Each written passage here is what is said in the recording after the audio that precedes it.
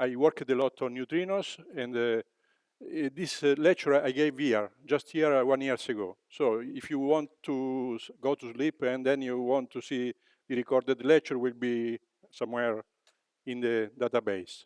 So today I'm supposed to cover these two parts, say some refreshment on neutrino oscillations, and then astrophysics.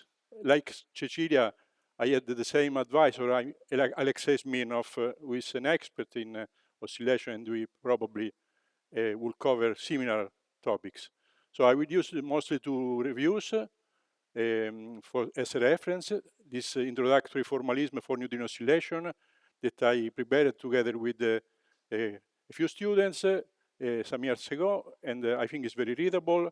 And this book on astrophysics that I published a couple of years ago with, say, my friend and colleague Esteban Roulet, with whom we studied in Trieste. So first part is refreshment and something more on neutrinos. So, I mean, I'm supposed to lecture, so I give exercise. In case you somehow want to understand better this point of matter effect, my suggestion is just to calculate the number. So as this is 1.27 by 2, because here there is 2, you calculate this number, then you get this important result in the same unit, inverse meter. Then the key point to understand the matter effect is to compare the two. Matter effect is relevant when there is cancellation and the two become comparable. For instance, this is a refreshment on, say, what happens to electron neutrino after some propagation. These are mass state, as we have seen. You have a phase like this, and for instance, in the sun, this ratio between the matter term, the MSW term, and the vacuum term is 1, so the case so-called resonance, when the density is about 100 moles of electron per centimeter cube, which is more or less what you have in the center of the sun, when delta m square has this value, which is the best fit value that we obtain from global fits, and when the energy is 5 MeV, which is just in the middle of the oscillation probability. This is PEE as deduced from data, only data, and not only even omitting super Kamiokande. So since there was some concern on this, I made the calculation using only Borexino as Sudbury, and the agreement between Kamland, and this data is excellent. By the way, recently at Neutrino 2024, Super Kamiokande revised the night and the slope, and now the agreement is better than Gabriella has shown today in the lecture. So this is was produced many years before, and just illustrates that the data are so stable that, I mean, even omitting some important data like Super Kamiokande, still you come with the same picture.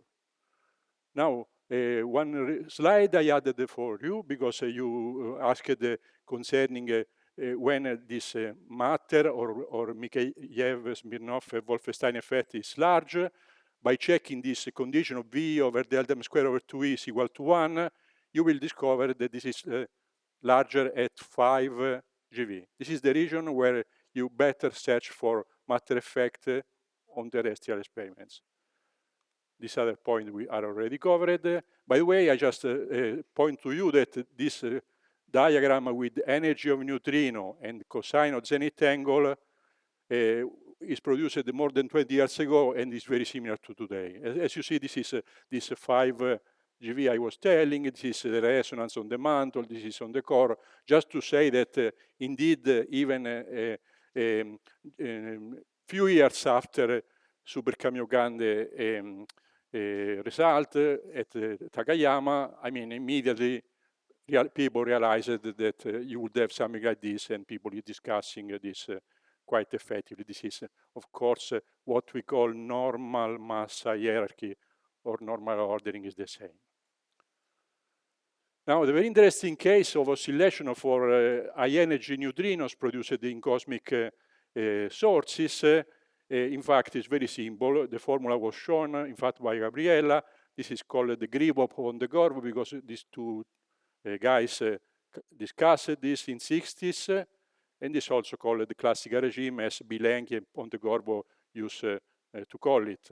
So then you have just three numbers, P0, P1, P2, which are not very large. You plug them in a matrix of constant number that you obtain just summing the mixing angle like this, and then you get a constant matrix of probability transformation, which has the result of leveling all flavor to very similar flux. All electron, mu, and tau become very similar because of that. Now, just another exercise is that if you never did it, I somehow suggest that you check by yourself that whatever cosmic source you choose, even, I don't know, Proxima Centauri, or really our neighborhood, you always have oscillation, and the phase is so large that they are practically to be averaged to Gribov-Pontecorvo limit. Now, another suggestion possibly to think about is whether in very high energy neutrino you might have tau neutrino production when you do not have it in the source because you produce pions and tau neutrino are absent, but after oscillation you should, you please think to this case if you want, and then whether it is possible to produce a real W boson through neutrinos in a terrestrial detector. By the way, please stop me whenever you want. Yeah, sure, Ibrahim.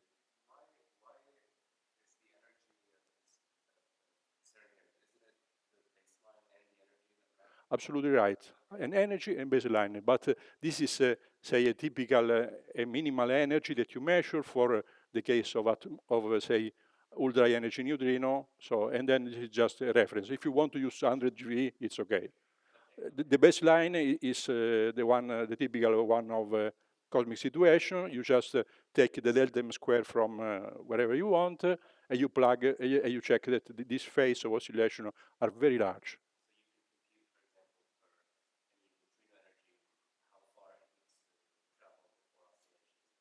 Yeah, and you will realize that whatever distance you choose, this is infinite, basically. Yeah, so you do not have wiggles. You only have this matrix of transformation, okay? And then, in fact, this is even, as I told you, okay, I did some disaster, I don't know which one. Boo. Come si dice, si stacca e si riattacca. No, eh?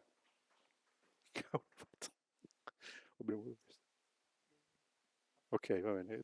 Grazie Tiziano. Tiziano is magic. Thank you, Tiziano.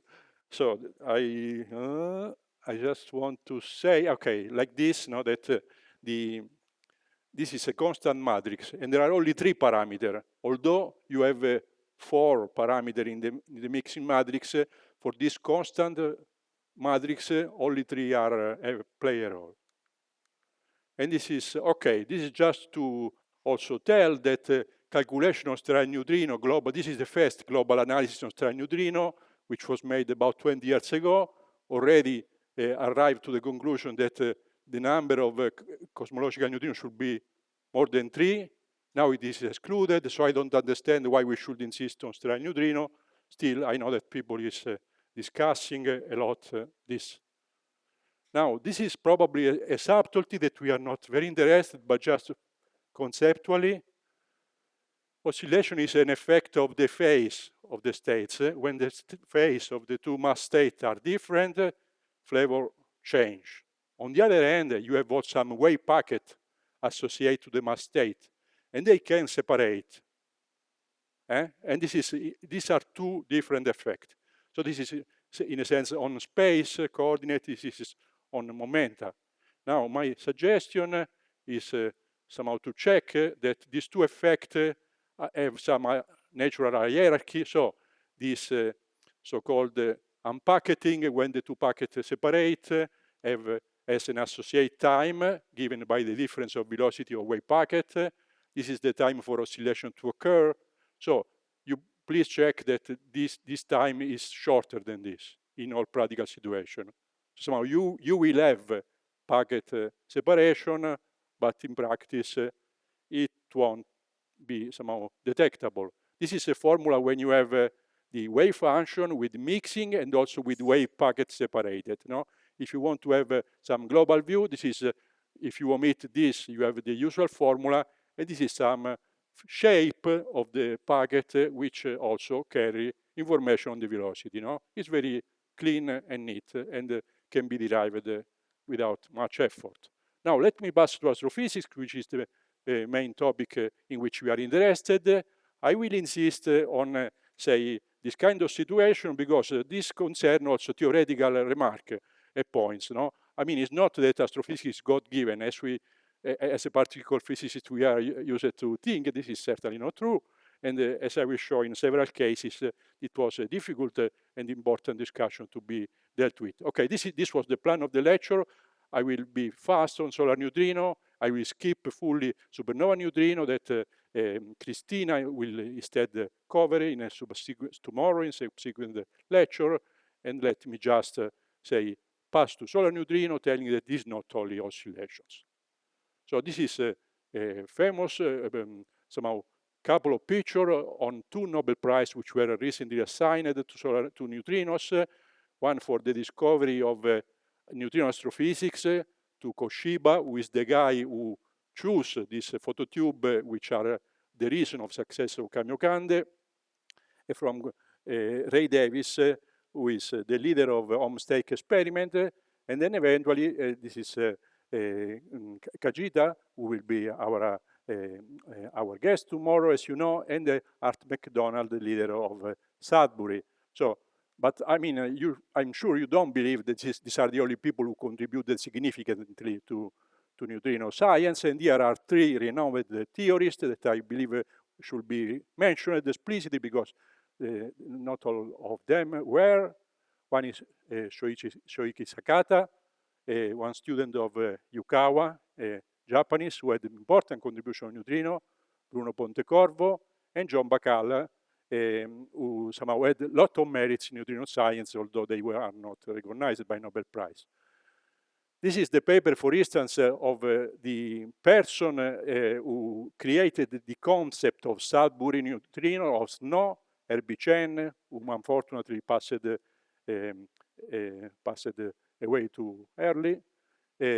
And as you see in his proposal to measure the neutral current, he mentions not only home stake, but also standard solar model in the second line. No? So this is very important. So somehow it's not, as we are used to think occasionally, that there is something magic. I mean, the solar neutrino problem is self-proposed. It is proposed in comparison to some theory, the standard solar model by John Bacall.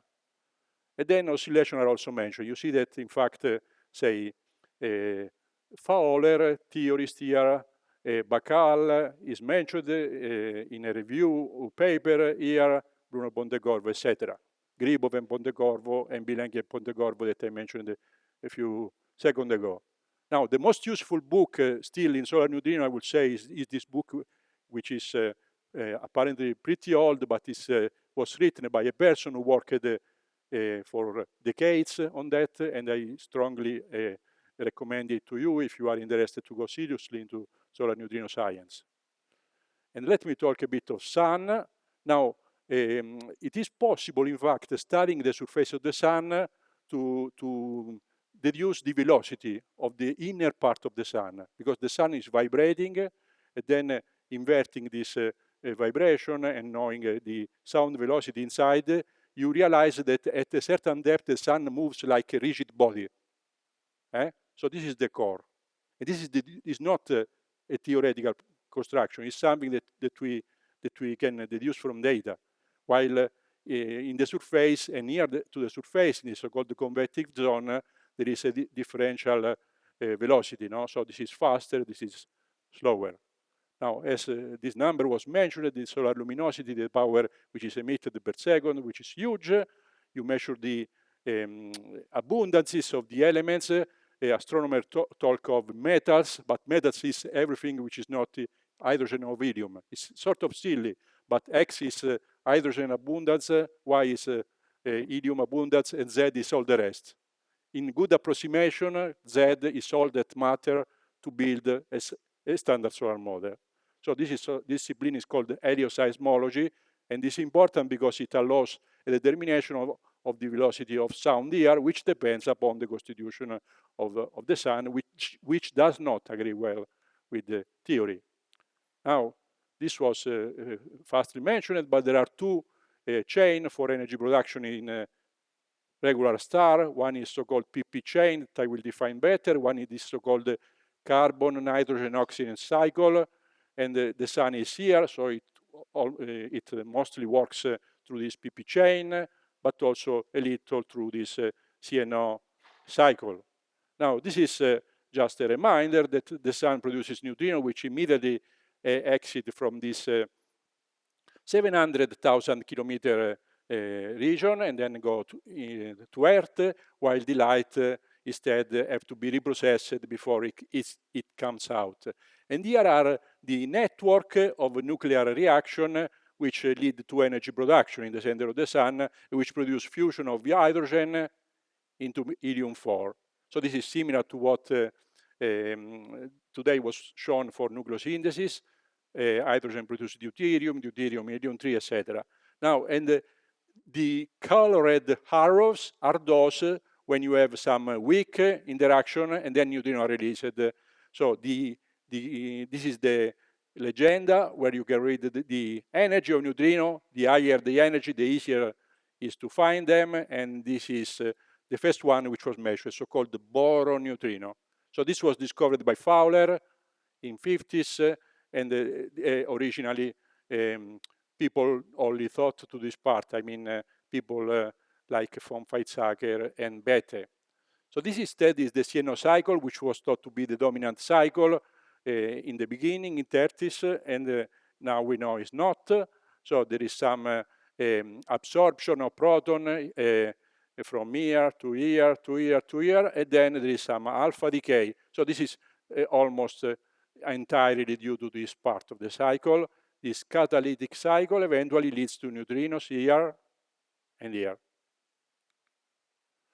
This is the prediction of the fluxes that you certainly have seen already as a function of the energy. There are some, say, electron capture cases when the energy is monochromatic and then the flux is shown, the fluence, not the flux. And here are also the threshold of some detector. Here is Sudbury. This is Super Kamiokande that, as you see, only sees boron neutrino, and in principle could see this HEP neutrino, which is not yet seen because of the smallness of flux. And in this region here, these experiments are not effective. Only Olmsted and gallium may measure something, but integrating everything. So Olmsted and gallium do not distinguish the separate branches and sums over all of them. The only experiment which is able to distinguish the single branches and to measure them is in fact Borexino, which was already mentioned, and this is the reason why I'm stressing it. And in fact, you see that these continuous line are the PP chain, and while these dashed one are from CNO. Now, probably it's important to make a remark on detection. So there are advantages in measuring neutrino through the elastic scattering onto atomic electrons, because this is a cross-section very well known in the standard model. We know radiative correction is very clean theoretically, and then there are ways of digging it out in water sharing of like Kamiokande through directionality, or just by the flash of light in scintillators such as Borexino. So this is in fact a very good choice for detector. And sure.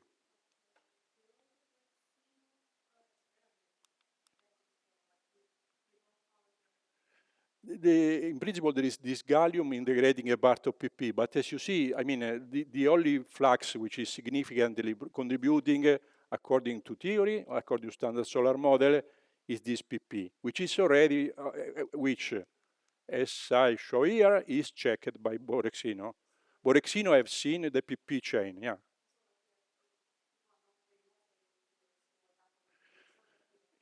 this is a good idea because I mean, you never know things until you see them, but I would say the stage where we are is the first exploration of the basic PP reaction, which is done by Borexino, and then in the future, maybe we will have surprises. I mean, could be there are something more unpredicted, or even something crazy like, okay, let me show you this. For instance, there is this speculation that I mean, besides the standard model, we could have a full copy of particles. This is called the mirror world, which somehow was developed mostly in Russian, say, school after the somehow Lie-Yang paper on parity violation. So the idea is that you have a full copy of all particles.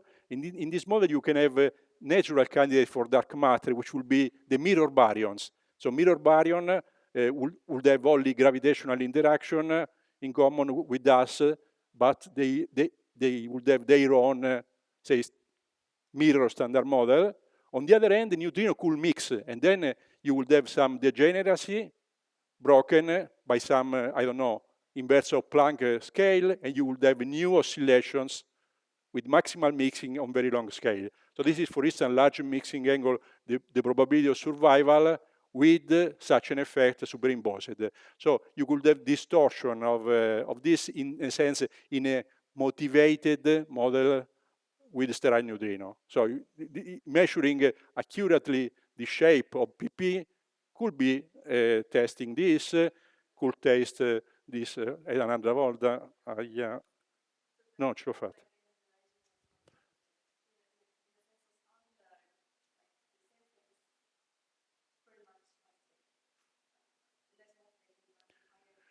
I absolutely agree with.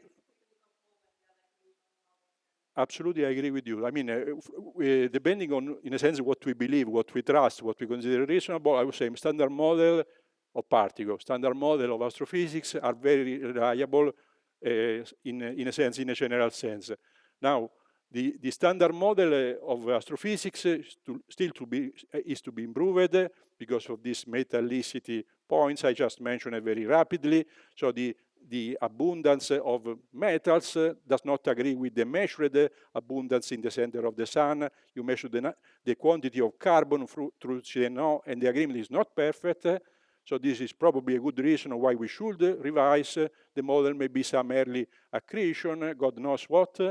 Even the standard model should be revised, but this is already was done due to solar neutrino. We changed it. We have to admit that neutrino are massive. This is a big change, as Stefan clearly argued. And I would say here I'm just showing you something a bit more crazy. This is NSI was called different in the beginning. So this is Esteban Roulet in 91 discussing NSI. So, and this is the first paper that I know on this topic. Or other thing. By the way, this is very funny because Gabriella invited me at CERN several years ago, asking to argue whether the solar neutrino are finished topic. And I was so unhappy that I published the paper in Ukrainian newspaper where I say that I disagree strongly. So I went there, gave a talk, and then I even published a paper. By the way, it's very interesting that this journal, which is say notes of physics, I have abstract in Russian and Ukrainian. So somehow this probably is a good proof that in science we are not supposed to somehow to go into arguments, and probably it's a reason of peace rather than of a fight. Now, geoneutrino, geoneutrino. So what's the geoneutrino? The Earth contains radioactive elements, uranium and thorium, and I don't know what I'm doing. Tiziano, devi stare qui.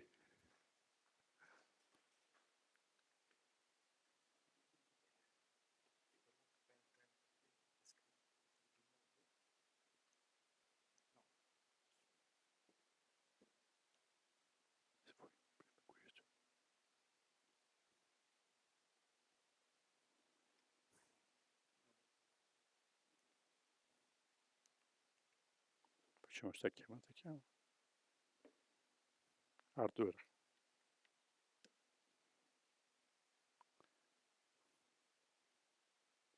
So geoneutrino, in fact, are the outcome are basically the result of the fact that the Earth is, in a sense, behaving like a nuclear reactor. No, it contains some elements which are radioactive, which contain a lot of neutrons, and if you just think a bit, neutron produce antineutrino eventually on decay. So the Earth is as old as the Sun. This is measured through radioactivity. It contains a stratified structure, so there is crust, mantle, core, which different density and composition. It radiates this amount of terawatt, 47. This is known within 5%, and the innermost part is hot. It's very interesting. Probably you better somehow know that Kelvin tried to estimate the age of the Sun and of the Earth before knowing, say, the existence of radioactivity. So in 19th century, and he came to the completely wrong number. So on the 10 million scale, no? And he entered into argument with Darwin. Darwin was telling that you need 100 million years to have evolution and geological changes. So, I mean, just because, but he was the physicist, so he was right, of course. No, I mean, he was wrong because of incorrect modeling and ignorance of radioactivity. Now, geoneutrino I already introduced. Basically, the elements with a lot of neutrons produce antineutrino. So this is the regular decay of neutron. And in the case of solar neutrino, just think a bit, you will realize in that case is neutrinos, not antineutrino. And in a sense, this resembles a bit the situation of a nuclear reactor, no, a fusion reactor. Now, the two reactions are connected. The reaction when neutron decays and the one when, say, an antineutrino reacts with a proton and produces a neutron and a positron or antielectron are connected, as pointed out by Beth and Payets already in 30s. So then the targets that are very convenient for the detection of electron and neutrino, in fact, are free protons, which are contained in water, Kamiokande, super Kamiokande, possibly, but the threshold of this reaction is low, or in scintillator, which are hydrocarbon. This is a recent calculation just to show you that even 3-level calculation could be useful for neutrino physics. We took into account the 6 form factor, and then reevaluate the cross section with the precision of better than per mille, in fact, formally. And there is an agreement with the measured lifetime of neutron here, as you can see with this picture. So the uncertainty depends upon the axial form factor coefficient, lambda, or G1 or GA, and the value of this mixing VUD. These are the expectations for the fluxes you see the number of decay per MeV, which are somehow connected with the fluxes of electron and neutrino through the dominant species, uranium-238, thorium, and potassium. And here is the threshold of the reaction I showed you. So somehow the potassium is not probed, unfortunately. So we do not even know precisely or for sure how to do. And the uranium and thorium instead could be seen, and not only they have been seen. The interesting question for theory is to discovering them. I would say this was done. Observe whether there is some big site dependency, which could be due to crustal contribution. Test geophysical model. By the way, in your view, where is uranium? In the center of the Earth? In the crust? In the mantle? What will be your guess? Okay, it's tricky, of course, no?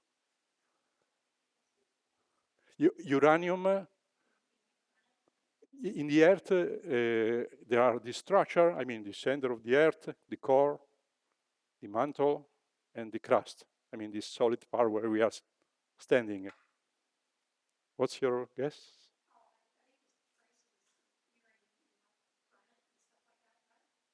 Yeah, it's crust. Yeah, in fact, because there is this, it's just chemistry, basically, that uranium gets linked to stones. It's called the lithophilic.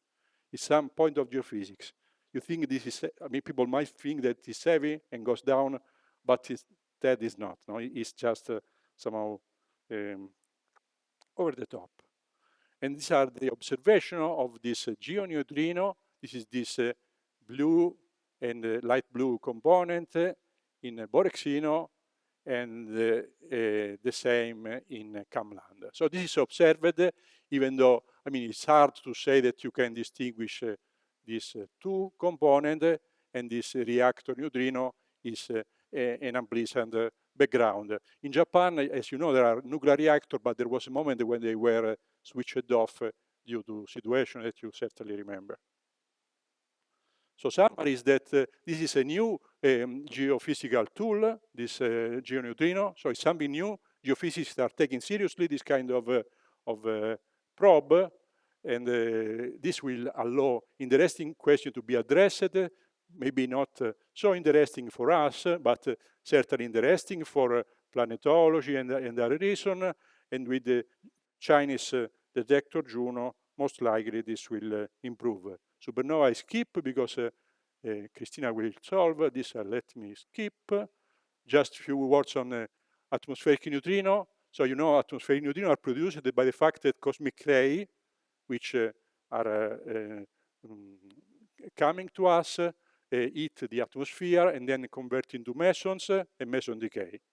No, so that this was discussed by Gabriela. In fact, there is for each pi plus, there is one mu plus and one muon neutrino, and then eventually the muon decays into an electron and two other neutrinos. So there are two muon type neutrino and neutrino, and one electron neutrino each.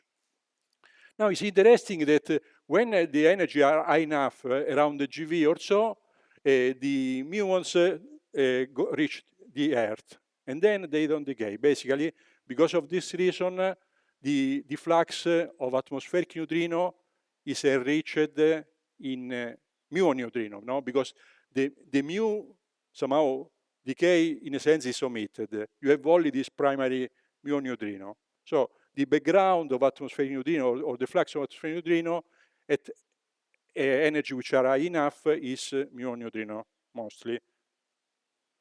So this is also discussed, I would say, and I think this is just a reminder that now concerning CPT, this is also discussed since a long time.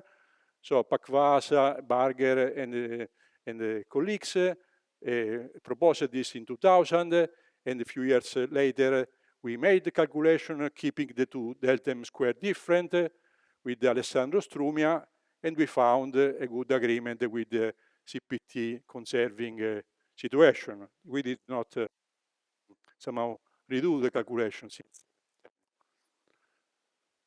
Okay, so this is discussed already. Atmospheric neutrino are important for oscillation. I think that they are still interesting, and in this few GV, 5 GV, they will allow us to probe, and in fact, through Super Kamiokande, they do allow to probe the matter effect. One of the somehow reason of why the normal mass hierarchy is favored is because of Super Kamiokande result, which analyze their own data, and which find something in favor.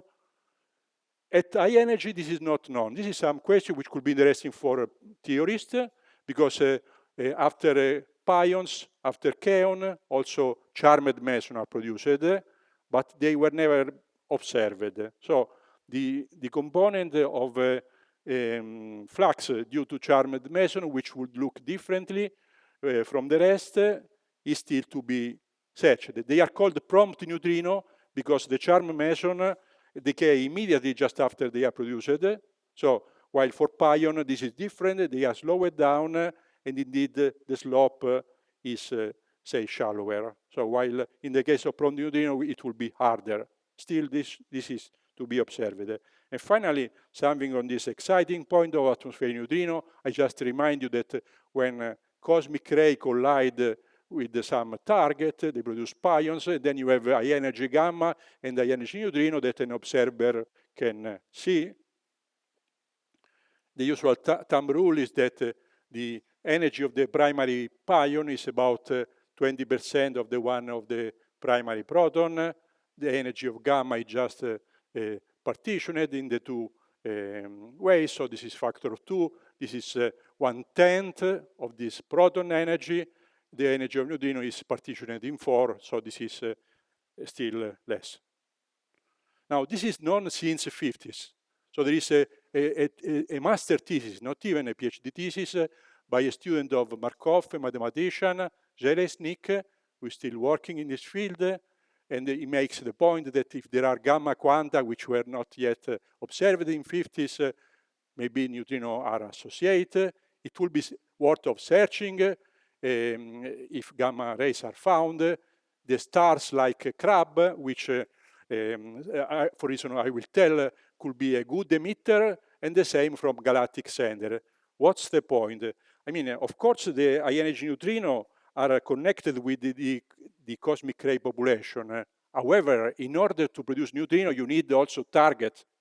So, although neutrino are useful to learn on cosmic ray population, they are not just one-to-one, no?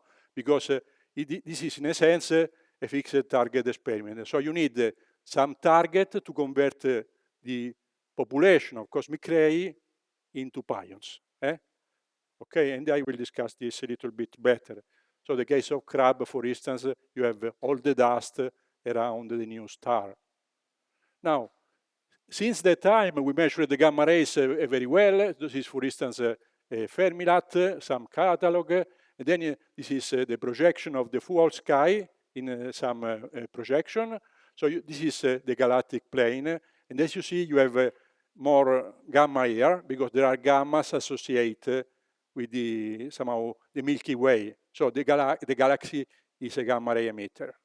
The rest, which is the most of the part, is extragalactic. It is some active galactic nuclei when matter is accreting onto some big black hole like Blazar or FSRQ or other interesting astrophysical object. Now, the question of what is the target to produce a neutrino with cosmic ray collision is open, and we do not know. So there are at least two main possibilities. One is that some dust, really proton collide with proton, some cosmic ray collide with dust. And then in this case, the shape of the cosmic ray spectrum is reflected in the neutrino spectrum. If you have power law in cosmic ray, you expect power law in neutrinos. However, for instance, in the case when you are around the black hole, the big black hole, you are sure that there is a lot of gammas. You know of this UV bump. For those of you who somehow love astrophysics, there are a lot of photons around the black hole. And then the cosmic ray, if they exist, may collide with gammas and produce pions as well. But in this case, the shape of spectrum will be different from the shape of primary. If this is power law, the spectrum of neutrino is not. This is probably one of the few diagnostic. Now, sure. Yeah, this depends upon the gamma energy, no? So yeah. So you need to produce some delta, no? Something like this, no? And then delta can do, no? And then you just solve the kinematic, no?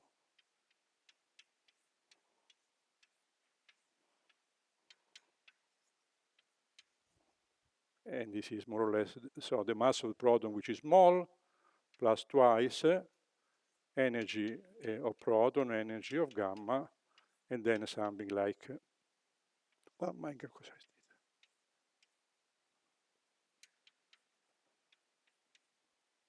Like that.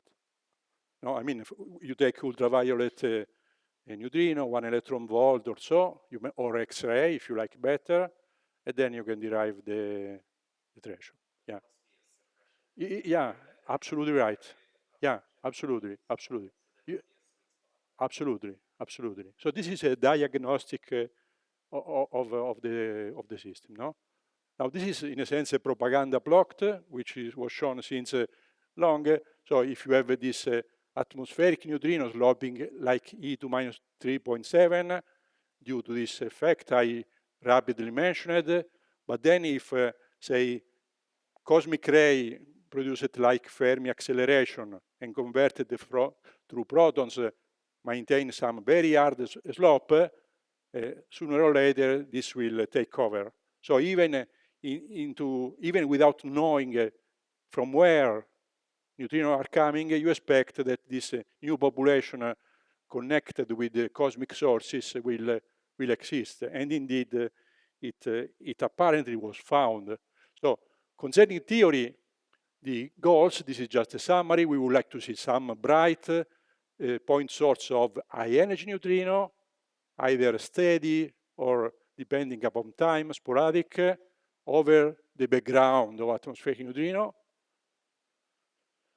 We could search for high energy component of the spectrum above the atmospheric neutrino spectrum, and then we could maybe help in identifying the sources of cosmic ray and possibly studying some exotic. As you know perfectly, since 10 years or 11 years, Ice Cube in the South Pole is producing result. So this is a photo installation. This is the phototubes, the strings of phototubes which are here. You can see this is the surface. Here are the strings. This is one of the strings with the phototube here during the drill phase. And you see that you are in a region where background is suppressed, and this is the detector Ice Cube, which has a size of kilometer, and it has found events with energy, events which are attributable to neutrinos with energy till 10 PV, huge. So with this rule I was telling you, if energy of neutrino is say 10 PV, it means that the energy of the positron which produces it is 20. So it's well above the NE. Okay, this we discussed. But so there are many signals, muons induced through neutrino, which is some of the most common and the older signal, as already discussed by this Jelesnik. There could be neutrino just contained fully inside here, which are most likely due to electron neutrino, because electron interacts much more. There could be taus. There could be also real Ws, so-called Glashow resonance events. These data apparently are described with some quasi-power law spectra, like E to some power, even though the different data sets do not agree perfectly. The angular distribution is almost isotropic, which will mean that most likely these people have seen the extragalactic component. However, already since 1 year after Ice Cube, some people claim that there could be something connected with the galactic plane. Here is a statistical test in 2016, which somehow showed that data agree better with some mixed, so isotropic plus galactic component, and indeed, past year, this was claimed by Ice Cube collaboration with the 4.5 sigma. Now, concerning model, this is difficult because, we should know the astrophysics. This is an attempt to avoiding going into detailed astrophysics. So there is here the atmospheric component. This is electron type neutrino. There is a charm component, prompt neutrino, here in red, which has some effect around here. And there is the so-called astrophysical neutrino, blue, like this, with some error bar, which reproduce the data in electron and muon. Now, only point that I would like to emphasize that this yellow line is a limit that we have from photons. So somehow, if this slope were much shallower, we would exceed this limit, while this model does not. So this is an attempt to cooking, steering all the information into a single framework, and which eventually lead you to some power law, which somehow probably is still a reasonable description of ice cube data. You certainly have heard that at the Neutrino 2024, it was announced a new result from a new detector, kilometer 3 cube, which is NET, which is here in Mediterranean, and they have seen an event which is again on this kind of energy, which is supporting or certainly encouraging this kind of research. So, summary discussion, I would say that everybody believes that some new component was seen. We are not sure exactly what was seen. We would like to see point sources, galactic component with more precision. Oscillations are in fact a tool to provide a constraint, although there are people who are trying to find new phenomena on top of oscillation. And I think that this is basically all. So last point, I should mention it. Yesterday I was wrong when I told Stefan that this Minkowski, the first paper on CISO, was without parity symmetries. In fact, as you can read here, it is with parity symmetry. No? So I apologize with Stefan for this my misremembering. And if you want, I can somehow excuse by discussing that. Otherwise, I think we are through. Thanks.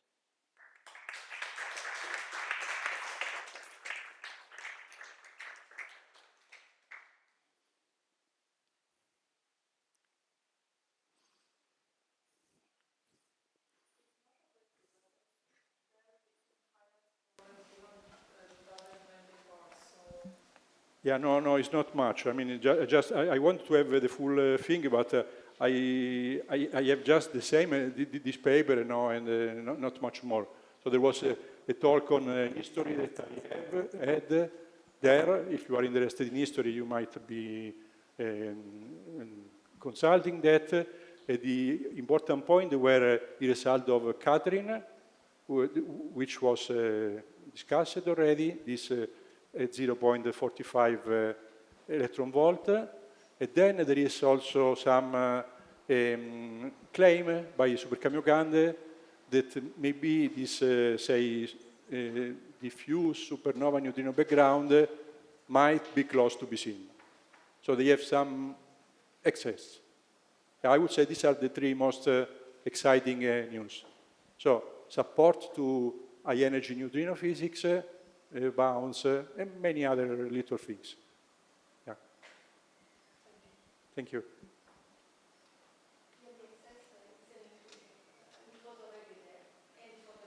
Yeah. Yeah. Yeah, they have, so they compare, I mean, you mean diffuse, no? Supernova neutrino, yeah. What I'm saying is that there was already a fluctuation above background at 1.5 sigma. Yeah. Okay, I will discuss it tomorrow. Okay.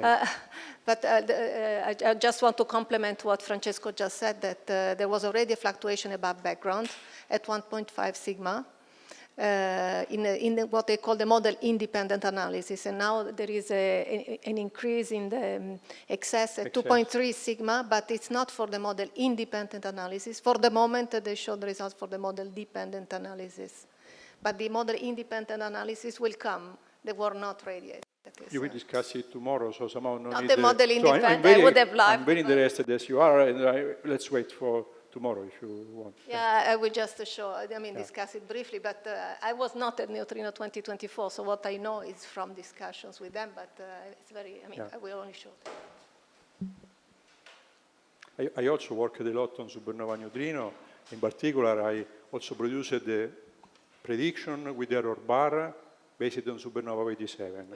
Yeah, I know. Yeah. I refer to your work. Yeah. But I was telling to students, not to you. You know, so we are even collaborating. It's like gatto la volpe. Okay, so tomorrow I don't need to say it. Dai.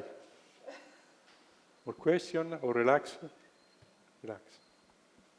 So we may discuss later. I'm very much interested in neutrino physics in all brands, and this neutrinos double beta decay and Majorana neutrino are probably the things in which I'm most interested in supernova neutrino as well.